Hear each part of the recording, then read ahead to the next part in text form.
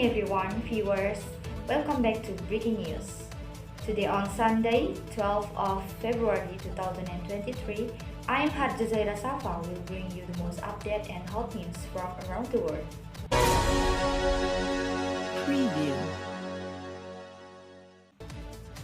The data from the devastating 7.8 magnitude earthquake has rocked Turkey and Syria, has now exceeded 28,000 people, and number of fatalities increased in just a matter of hours.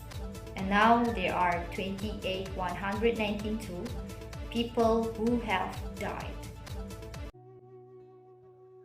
Previously, about 3 hours ago, Turkey's President Recep Tayyip Erdogan revealed that 20,100 people died as a result of the earthquake that occurred in Turkey and Syria on Monday, 6th of February 2023.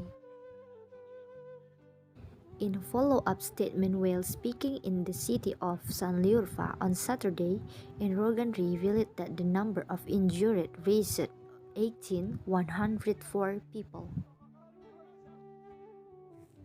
Meanwhile, in Syria, the total death toll reached 3,000 people. The number includes 2,000 people who were killed in rebel-held areas in the northwest, according to information from the White Helmets, a volunteer organization in Syria. Well, viewers, that is the news for today. For more information, you can check our website at www.breakingnews.com. Don't forget always to play hard protocol wherever you go. Stay safe and stay healthy. I'm Hadjazaira Safa as presenter of Breaking News. Thank you so much for watching and have a great day.